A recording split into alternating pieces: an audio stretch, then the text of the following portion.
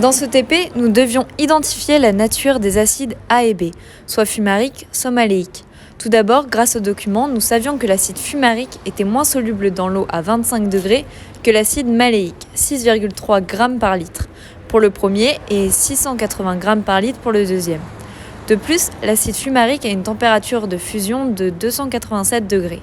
Elle est supérieure à celle de l'acide maléique qui est de 131 degrés. Sachant ces caractéristiques spécifiques à chacun, pour différencier les acides A et B, nous avons testé leur solubilité. Nous avons tout d'abord calculé la quantité d'eau distillée qu'il fallait pour que 20 ml d'acide fumarique se dissout. Nous avons trouvé qu'il fallait environ 3,2 ml d'eau distillée pour que l'acide fumarique puisse se dissoudre.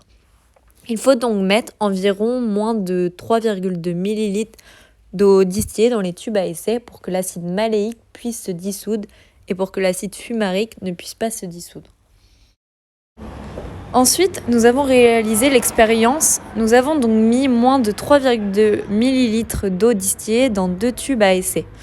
Puis nous avons ajouté les 20 mg d'acide noté A dans le premier tube à essai et dans le deuxième nous avons mis les 20 mg d'acide noté B. Après quelques minutes, on observe que l'acide noté B ne s'est pas dissous et que l'acide noté A s'est dissous. Nous pouvons donc conclure que l'acide A est l'acide maléique car il se dissout et que l'acide B est l'acide fumarique car il ne se dissout pas.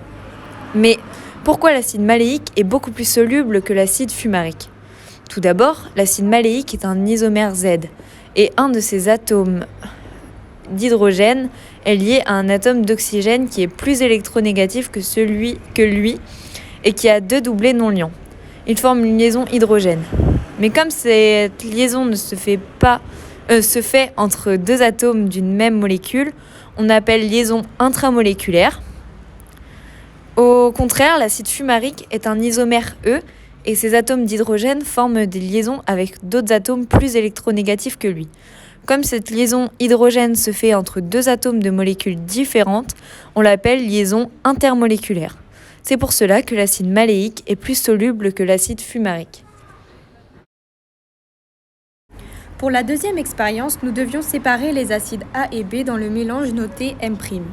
Pour cela, nous avons mis dans un tube à essai moins de 3,2 ml d'eau distillée et nous avons ajouté les 80 mg de mélange de A et B. Puis, après avoir mélangé le tube à essai, nous avons filtré ce mélange grâce à un entonnoir et à un papier filtre. Nous avons récupéré le filtrat dans le bécher. Il correspondait à l'acide A, donc à l'acide maléique, car il s'était dissous. Et le résidu correspondait à l'acide B, c'est-à-dire à l'acide fumarique, car il ne s'était pas dissous. Ensuite, nous avons séché le résidu à l'aide d'un sèche-cheveux. Pour être sûr d'avoir bien séparé les 2 acides, nous avons réalisé une chromatographie. Nous avons mis sur la ligne de dépôt de la plaque de silice la solution aqueuse de l'acide A, l'acide maléique, et la solution aqueuse de l'acide B, l'acide fumarique, obtenue avec la première expérience. Le filtrat obtenu et le résidu solide obtenu. Puis, dans la cuve à élution, nous avons mis de l'éthanol et nous avons mis la plaque de silice. Nous avons recouvert la cuve avec un couvercle et nous avons laissé l'éthanol se diffuser jusqu'à ce qu'il arrive à environ 1 cm du haut de la plaque de silice. Ensuite, nous l'avons séché avec le sèche-cheveux, puis nous l'avons mis sous une lampe UV. Nous avons observé que la tache correspondant à l'acide A était en haut de la plaque et la tache correspondant à l'acide B était au milieu de la plaque. De plus, pour le filtrat, nous avons observé qu'il y avait une tache en haut de la plaque au même niveau que la tache de l'acide A, ainsi qu'une tache beaucoup plus claire au milieu de la plaque, au même niveau de la tache de l'acide B. Et pour le résidu, nous n'avons pas obtenu de taches car comme c'était du solide, il était plus compliqué d'obtenir des taches. Nous pouvons donc apercevoir que le filtrat était composé majoritairement d'acide maléique, comme l'on s'y attendait, mais qu'il y avait aussi une faible quantité d'acide fumarique. Donc les acides A et B n'étaient pas parfaitement bien séparés, ce qui peut s'expliquer par la manipulation pas assez précise. Nous avons utilisé le reste de résidus pour voir sa température de fusion.